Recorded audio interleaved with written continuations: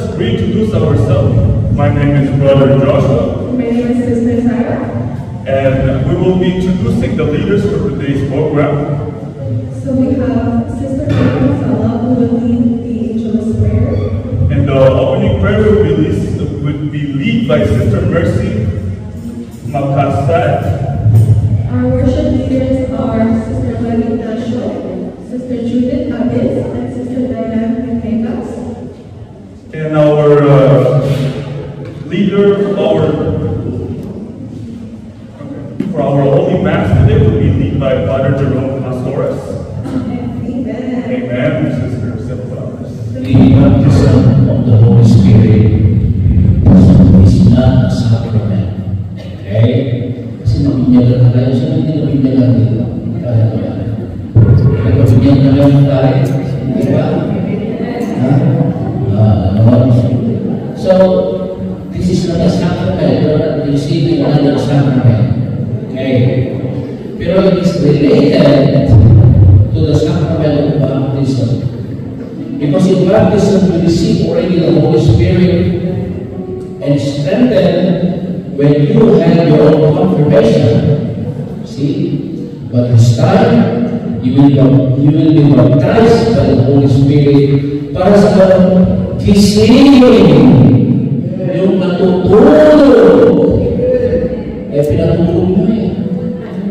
Naging tamad kayo. Ayan. Patay-patay. Pero hindi patay. The Holy Spirit, once you receive it, does not die. But you can imprison it. See? Pwede yung talian na. At gawin pa natin yung alipin. You can ignore it. You can bury it. Of course, it will not die. So, the baptism of the Holy Spirit is to shaken the Spirit that is already given with baptism. Kakalampakin natin. Kakalampakin natin. So that it will be back into life. Like those bones started to move again. And your flesh comes and then starts to revitalize what was given you in baptism. Yeah. So, dear brothers and sisters, are you ready? Amen. Are you sure you're ready? That's very important. Kasi kung hindi ka ready, ay naku, walang celebrate ang baptism of the Holy Spirit. Hindi pwede. Kung yung baso ay baligtad, wala. It has to be receptive. And the series of the LSS prepare you for that. Because this is the combination day. As if saying, Lord, I prepare myself. I have done all the talks. Here I am. Ready to embrace the Holy Spirit. I tell you, you will have a new life in the Lord. Amen? New! Bago. Yung mga dati, magpapagawa ka once you receive the Holy Spirit. A new life in obedience to the will of God. Ang ganda. Anything that is new, nakakatakot. Kagaya yung dating dito, first time ka dumating sa kalagan nakakatakot, you don't know. Nasa Pilipinas, ano kaya madadagdag? You will meet many things behind. You will meet a new world, kasi it's a new life, dear brothers and sisters. And anything that is new is something that is, there is uncertainty and there is a kind of fear. It's very important. You know, that you surrender yourself to the Lord. Because if He baptizes you, He will take care of you. Amen? So, you will feel kind of, I don't know, how the Holy Spirit will make you a little bit shaky, or you will feel something like as you are being prayed over, you will see some vision in your mind. You know, some of you will have uncontrollable tears.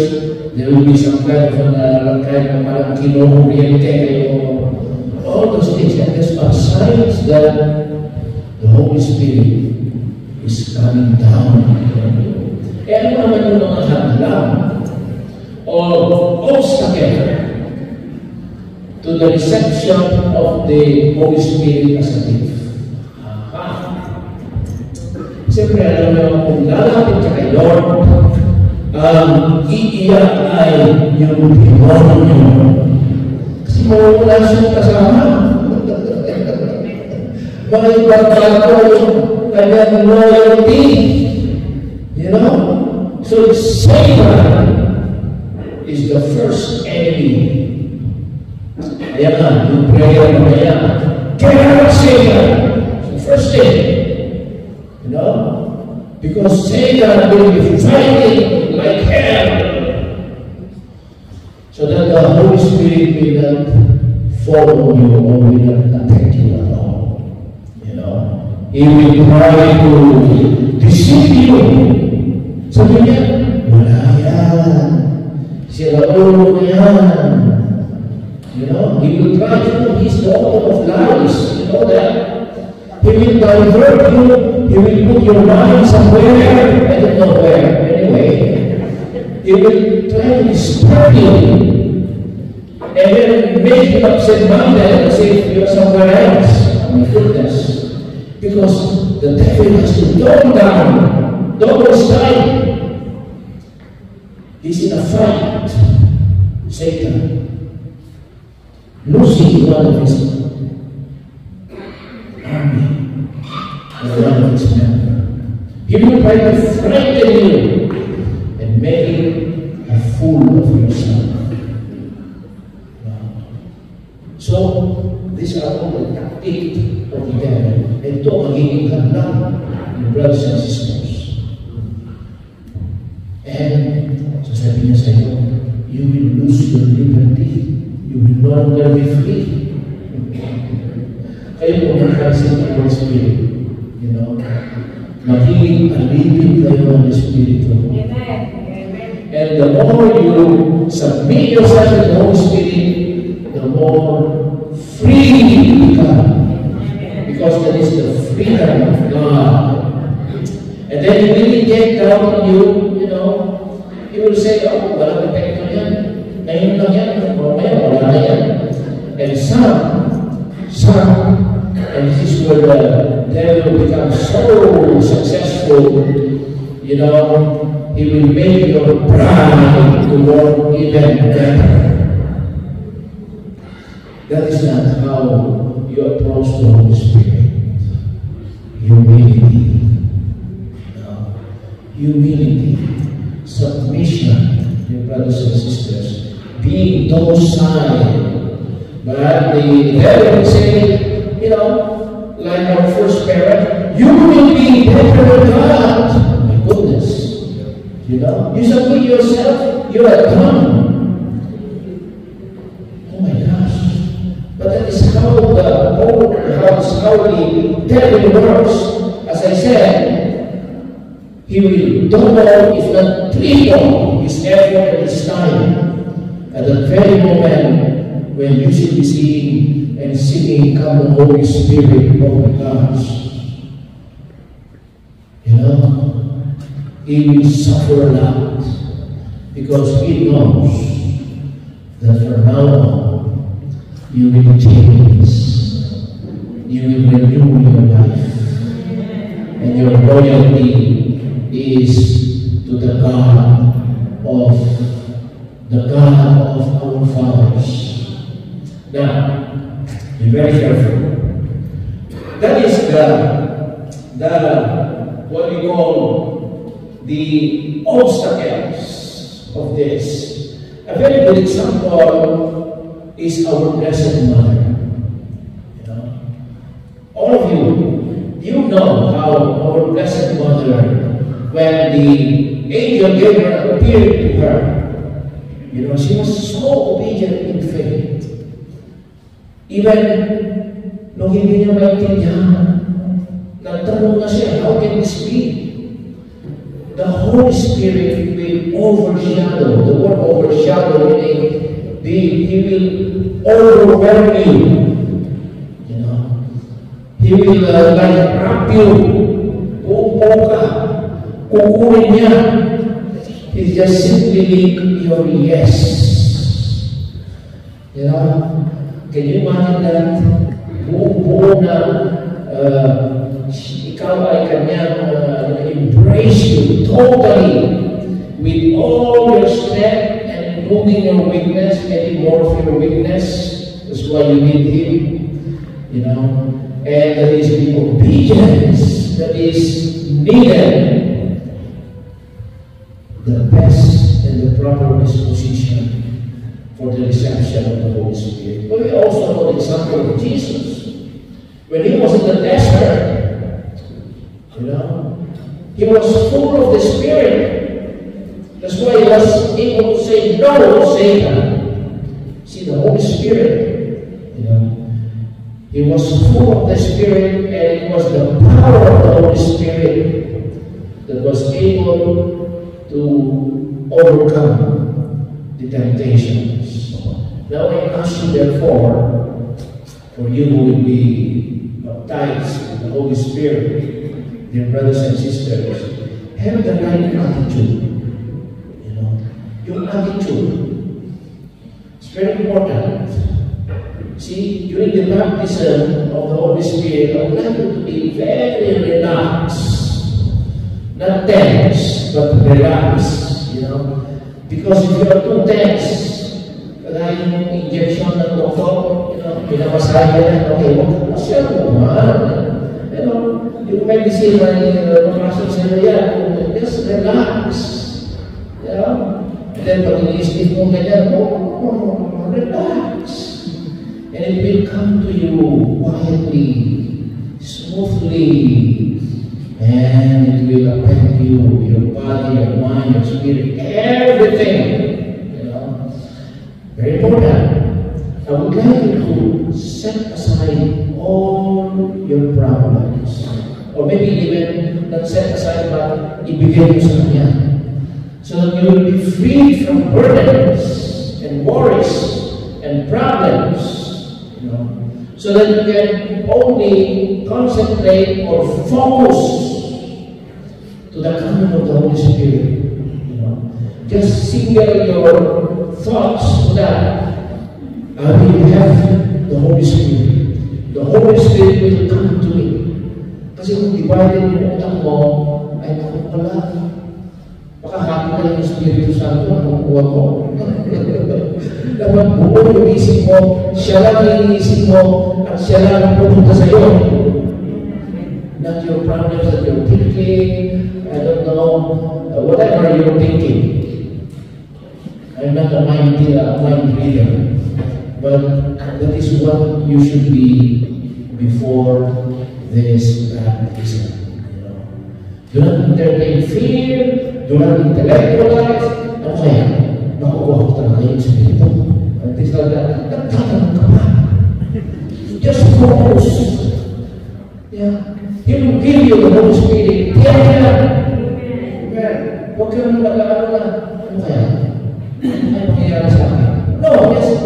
You know, when the Holy Spirit comes to you, do not think something that is negative, because the Holy Spirit will bring bountiful fruits in you, and you will see later on the fruits of this, of the gift of the Holy Spirit. You know, and when you are trying to stand there and being prayed over, the brothers and sisters, as you relax yourself, feel free your body.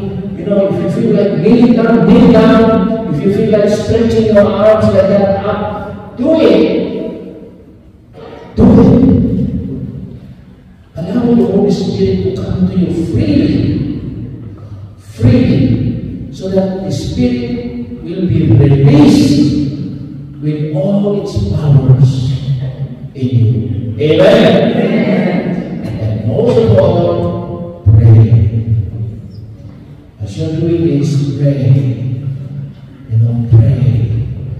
The Holy Spirit, come, O Holy Spirit. If it leads you to mumble some words, pray.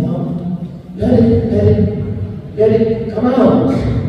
Even if nobody understands those words that are coming out from your mouth, just do it.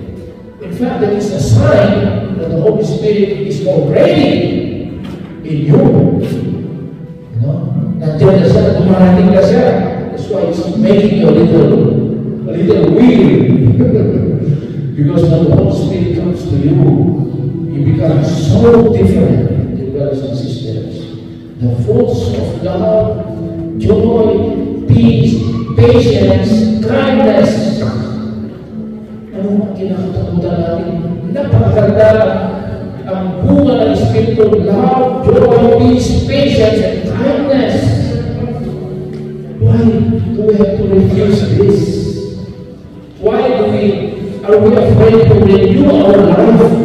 A life of love, joy, peace, and patience, and kindness, and goodness, faithfulness, gentleness, self-control.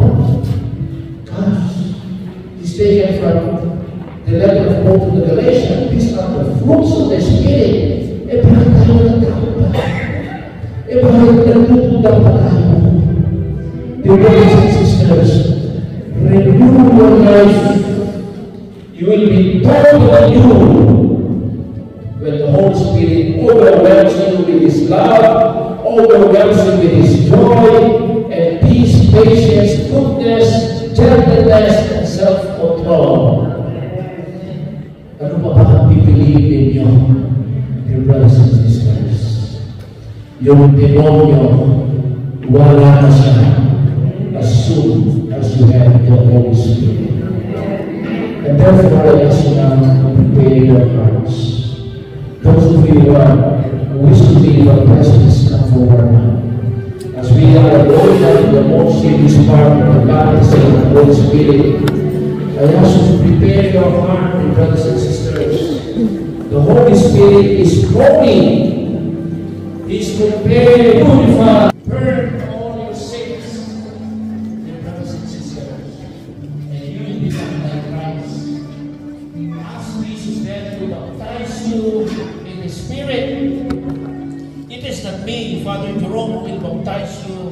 I am only to facilitate the gift of the Holy Spirit that Jesus wants to give to all those with open hearts, and receive it, dear brothers and sisters, and release that prayer that comes from one who received the Holy Spirit. And I'll ask you to light your candles, dear brothers and sisters. Light your candles. As when the first Pentecost, there were tongues of fires came down to all those disciples waiting for the Holy Spirit, dear brothers and sisters. And I ask you to be bold yourself. Bold meaning to say, be daring. The Holy Spirit doesn't like you to be timid or shy. Start firm and dignified before Him, wanting to receive the Holy Spirit in your heart, dear brothers and sisters. But the first thing is to take out yung mga hadlang, to repent of all our sins. See, if you are new to salvation, then understand what sin is. You heard about in the talks, the previous talks. Sin is the dwelling of the devil, and yan ang pinakamalaking hadlang. That you are able now, dear brothers and sisters, to renounce sin and make a very decision, Lord, I have to turn away from sin. And that is a decision. Hindi pwede na yung decision mo yan, yung isa pa mo doon, saka yung isa pa mo doon, hindi ka pwede mamangkas at namang ilog. It is a very clear decision. Lord, I want you and nothing more. Your Holy Spirit. And you have to desire that Holy Spirit. You know, when you desire, meaning you say, yung talagang, your heart, your soul, your spirit, yung inisip mo, ikaw lang ang akin. Angkinin mo ako. So that is why you are desiring the gift, dear brothers and sisters. Because Jesus can say, I will not give you that gift because you don't desire for it, dear brothers and sisters. I will not give you the Spirit kasi maraming hadlang. Dear brothers and sisters, mga hadlang alisin, desire intently the gift and worship God with that gesture that truly He is now overwhelming in my heart. Dear brothers and sisters, I ask you and I beg you, let this be a golden opportunity for you to ask the Holy Spirit. For its fruits are peace. You will feel that peace and joy. You will feel that love and experience Him even in difficult times, because the Holy Spirit is powerful enough to overcome all the tricks of the devil, dear brothers and sisters. Cooperate, dear brothers and sisters. Cooperate, meaning to say, you try to submit yourself. Surrendering yourself means when somebody surrenders, dear brothers and sisters, tinataas niya ang kanyang kamay. Ibig sabihin niyan, I am all yours. There are some when they surrender themselves, tinatalian sila. Ibig sabihin niya, I have no more powers. Ikaw lang, O Espiritu Santo. Kaya yung mga nagsusurrender, tinatalian nila. Meaning, ibig sabihin niya, you have no more powers. And why? Because now the power of the Holy Spirit will come on you. That is the meaning when you surrender. There are some people, when they surrender, they kneel down as a form of submission. Or they lay down on the floor as if saying, I have nothing in me. I surrender to you. I discard my own weapons. Whatever your weapons are, I surrender. No more. I have all these weapons in my life. Lahat ng aking pagkukunwari at mga weapon ko, mga lives ko, all the things that is hiding me in weapons, dear brothers and sisters, the weapon of hurtful voice or hurtful feelings, I surrender them all. I take them out. I kneel down. Talian mo ako, Lord. Wala na akong power. It is you alone to overpower me, to overshadow me. Because you alone, it is your Holy Spirit. And I trust in you that when I receive the Holy Spirit, I will be a new person. And I will be a better person. And so now, dear brothers and sisters, let us now drive away the devil. Father, by the author which you have given to us believers, we now invoke the supreme authority. And in the mighty name of Jesus, Jesus of Nazareth, Son of David, the living God, Him we rebuke and bind your Satan. You, Satan, all the evil spirit in this place right here, and those that are oppressing you, and all the evils,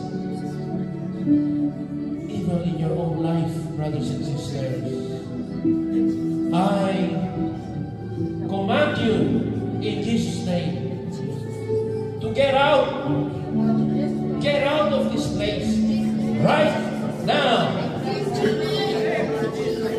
and go out to the feet of Jesus to enslave you, and He will dispose you. I further command you by the power of Jesus not to return to this place and to these people in here, for today they shall be owned by Him alone, our Almighty God. We pray that let your ministers of angels surround us, guard us, so that we are free from disturbance as we proceed with the baptism of the Holy Spirit. In Jesus' name. In Jesus' name. Dear brothers and sisters, you know, pag kumapit sa atin ang kasalanan, ang hirap alisin. Meron tayong kasalanan pag mula noong bata tayo. At tuwing na naaalala natin, you know, our childhood, it's still haunting us even today. And that is the fear that we have, that we cannot walk straight through the guidance of the Spirit because many things is pulling us back as far as when we were children, as far as when we were teenagers. Those memories of the past will keep haunting us.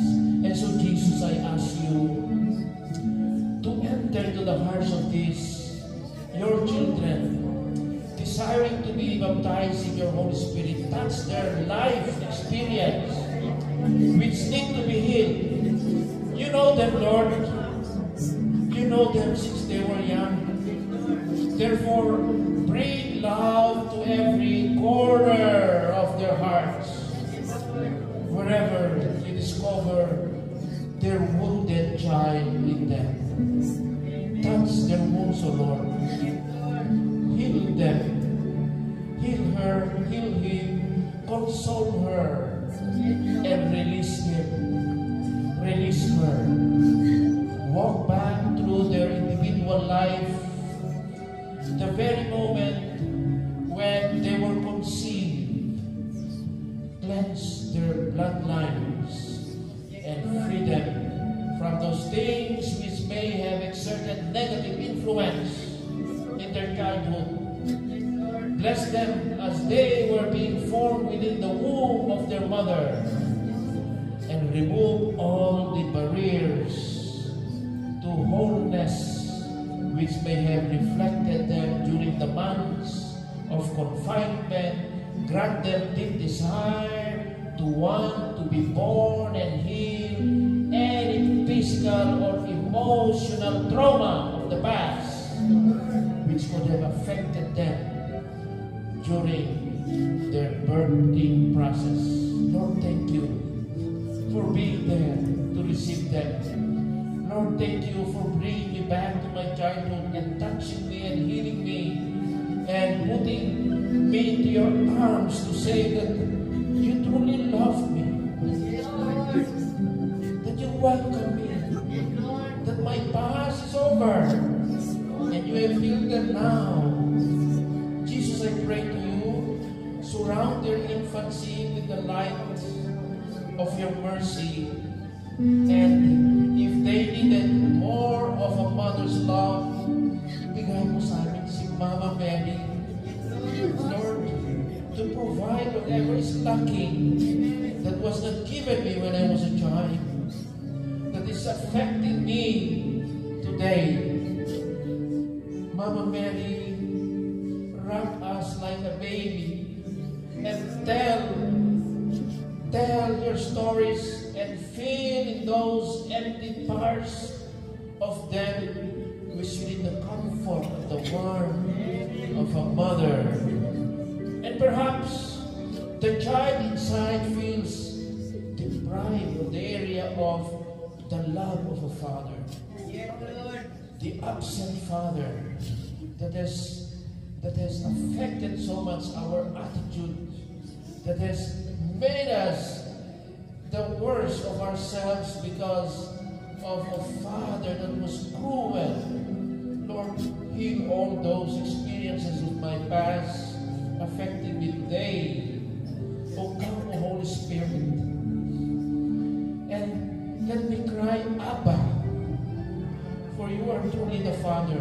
Abba, which means Daddy, and try to fill those empty experience and hurting experience of my biological father. If they needed more of a father, love and security, Lord, assure me of that. Protect with your protective arms, with the renewed confidence and courage to face the world, because they know their Father's love will support them if they stumble, and the Father's love will continue to embrace them and say, you are my child, my beloved. Lord, walk through my personal life. Walk through my personal life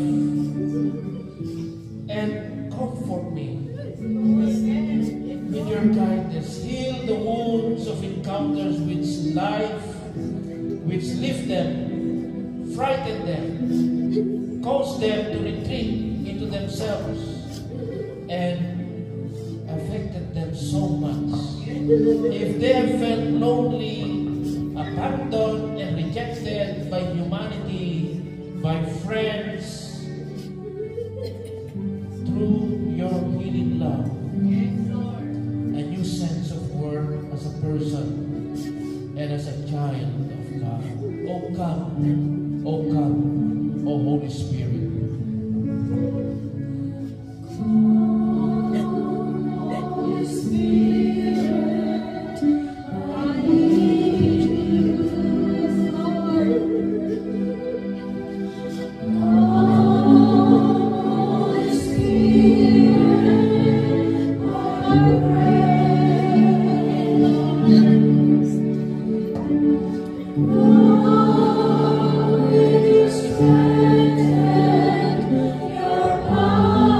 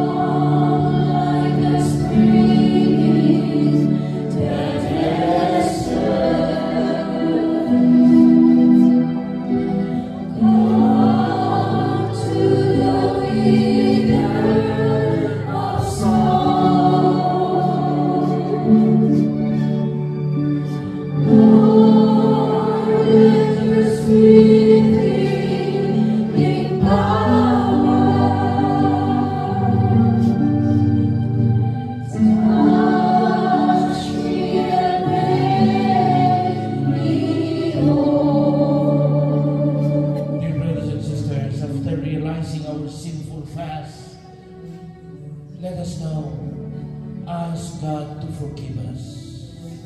Our prayer of repentance. Father, as I come before your holy presence, acknowledge with all humility and sincerity of heart that I am a sinner. I have sinned against you. I have sinned against you in thought, in word, and in action. And Father God, I'm truly sorry. I'm sorry for my past. I will no longer be the past, but the new person in the life of the Spirit. For all my sins, and I am surrendering them all to you. I now want to live a new life in the Spirit. And so I pray to you for your forgiveness of all my sins. I pray to you for the forgiveness of all my sins. And so from this moment, I renounce Satan. I renounce Satan, all its wrongdoings. I turn my back on all worldly things under the influence of Satan. Satan, you are no longer in my life. I ask your forgiveness, Lord, from all my brothers and sisters here and at home whom I have done wrong. At this point in time, I would like you to whisper the name of the person whom you have hurt most. Mention their name in silence in your heart of the name of the person and ask the forgiveness of our Creator God. Father, wash away all my sins and everything in me that is not yours with the most precious blood of your Son, Jesus Christ, so that I may be purified and be made clean and be made whole again in the spirit and in body. And Father, I do believe that your only begotten Son, Jesus Christ, suffered and died for me to free me from my sins, and that He rose again in order that I may have a new life. Because of this, I now offer my life to you, the promise to obey you so as to be one with you through your Son, Jesus Christ, and by the power of your Holy Spirit. Amen. Amen. Dear Jesus, I now accept you as my personal Lord and Savior. And I invite you to come into my life and dwell in my heart. Come, halika, Panginoon. Lord Jesus, baptize me now in the Holy Spirit. Come to me. Possess me. I receive the baptism of the Spirit right now by faith in your word. And may the anointing, the glory, and the power of God come upon me now, into my life right now, and may I be empowered for loving service from this day forward. And thank you, Lord. Thank you, Jesus. Thank you, Holy Spirit, for the baptism of the Holy Spirit. Thank you, Lord. Thank you, Jesus, for coming into my life and for baptizing me in the Holy Spirit. Stay in my heart, remain in my heart.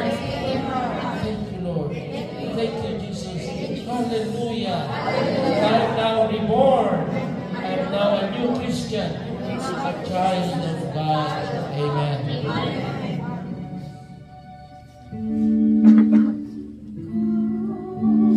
Holy Spirit, I need you.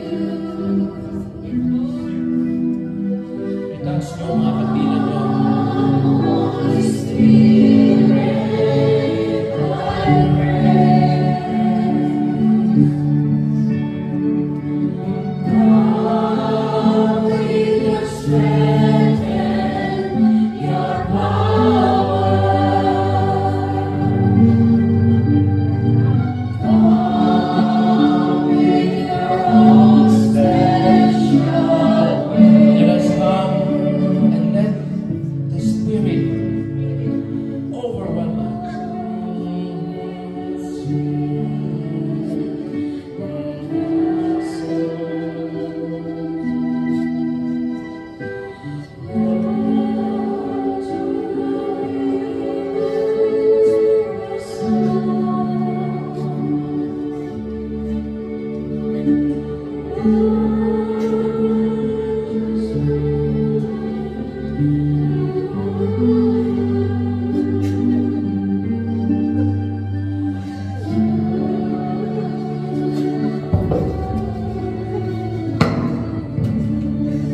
O Holy Spirit, by whose breath life risen vibrant out of death, come to create, renew, inspire, come kindle in our hearts and fire, and are the seekers, your consoler of burning love and living source, protector in the midst of giver and the Lord of life. In you, God's energy is shown. To us, your varied gift made known. Yours is the tongue and yours the ear. Teach us to speak. Teach us to hear. Flood our dull senses with your light. With mutual love, our hearts unite. For your power, the whole creation feels confirmed our weak and uncertain way. Breathe in us, O Holy Spirit. Pour out your shining glory. Manifest your presence in fire. We've been scattered people, gather us down into oneness. Send the mighty wind, bursts of flame. Let us hear and see and feel. And let us speak with new tongues, the language of our heavenly home. Pour out your power upon me, so that I may live a life worthy of your name. I thank you, Father. I do now receive all of Jesus. I thank you, Jesus. I do now receive all of your Holy Spirit. I thank you, Holy Spirit, that you have made all this possible. Because you are a faithful lover. I thankfully pray in Jesus' name. And I ask you now, in the name of Jesus, I step into the fullness of the power that I desire, in the name of Jesus. And I confess that I am now Spirit-filled Christian. Hallelujah!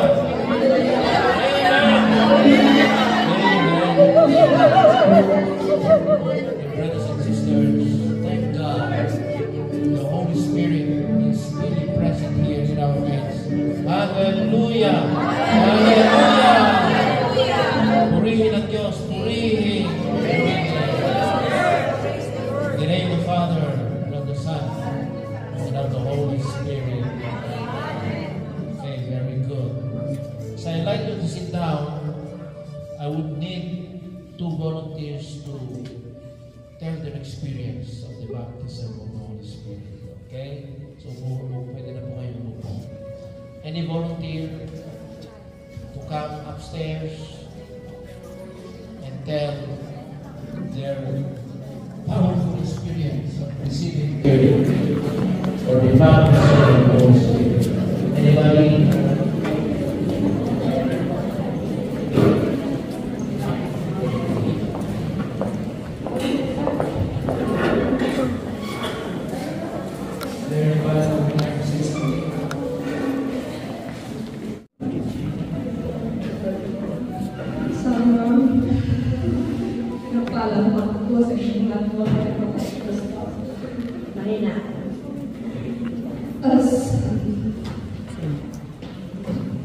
As a father is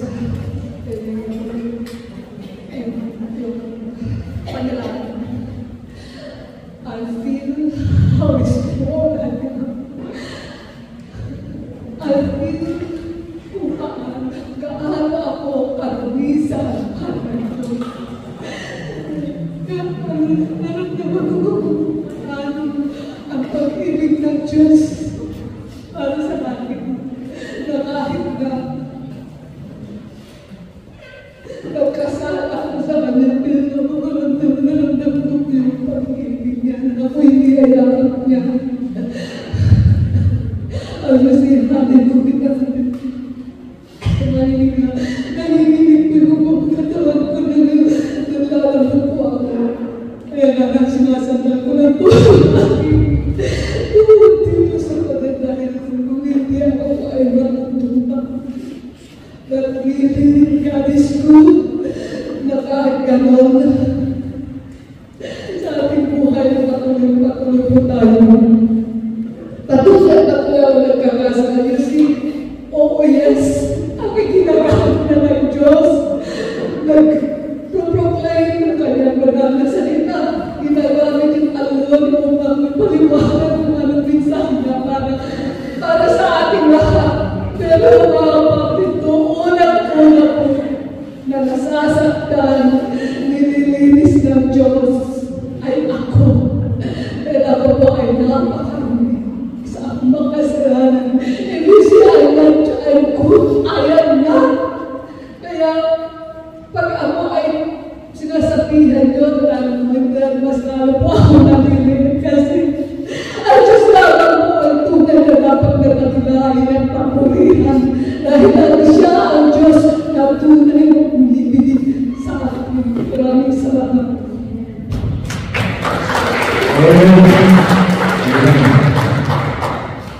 Thank you, sister. Is there still anybody to share when they felt that they were being baptized in the Holy Spirit and receiving the gifts of the Holy Spirit?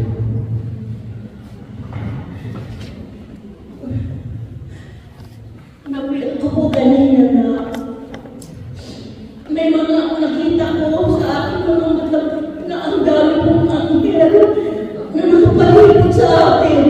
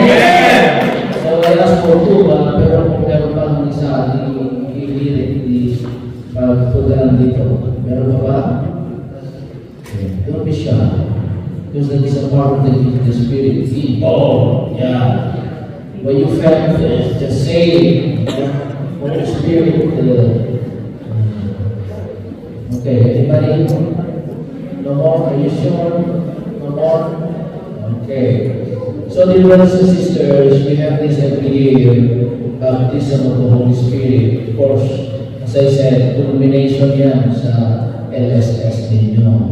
See, I'm very happy that nakikita ko sa YouTube. Speakers doon, sa Pumunto, still see it.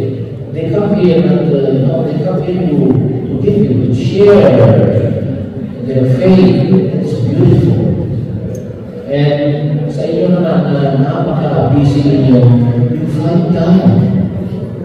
You know, you have to take care of your soul also. And when you have this kind of thing, you know, what a release, there is a kind of freedom. There is lightness in your own heart and in your life. What a beautiful experience this is. And it has prepared you so well. Ilang series yan ng LSS. And that's why I know very well that the impact of the baptism of the Holy Spirit is very strong after that long preparation. See? So I congratulate each one of you. You can do this every year, you know.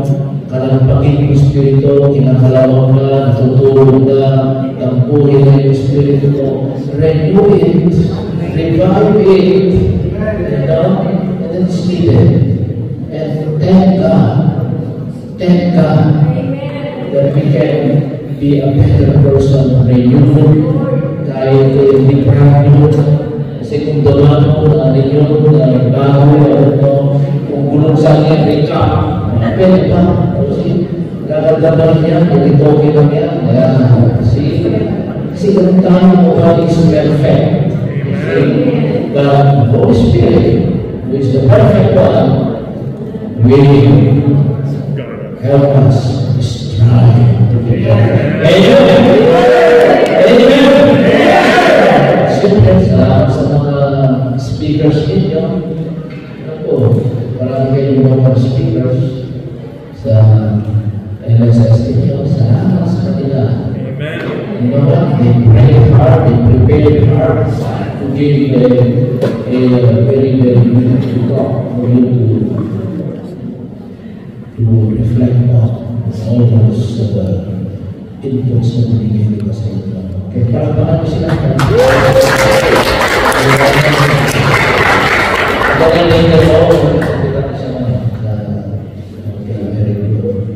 And all of you, congratulations for this wonderful experience. Let us all rise. Lord be with you. Would like now to raise your love of me, Lord. Tuwing pagpasalamat sa iyong pagtihan sa akin. Lord, you have always been very patient with us.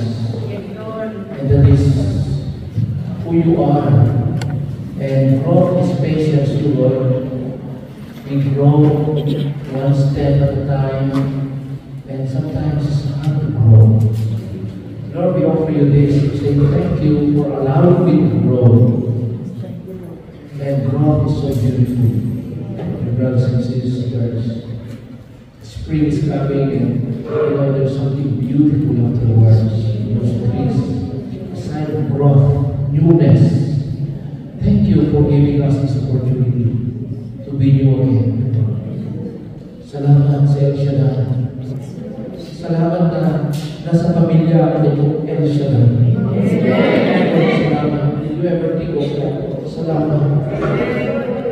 I can be somewhere or with any other group and Lord, bakit si El Shaddai ako sa puno? Dahil alam mo na ito yung lugar o yung grupo na ikabubuti ko. Because here, there is a chance to be better. Because here, Lord, here we care for each other. We encourage one another. We walk hand in hand together, Lord. Napakaganda, Lord, if we stick to you, to your word, to your spirit. And so, as we raise this, we want to say, Lord, thank you. Thank you. Thank you for the gift of the Holy Spirit. Thank you for El Shaddai. Thank you for Brother Mike. Thank you for all those missionaries El Shaddai who came over here. Lord, thank you for myself. Because, Lord, now you are sending me. You are sending me. You want me to get the power of the Holy Spirit tested in my work,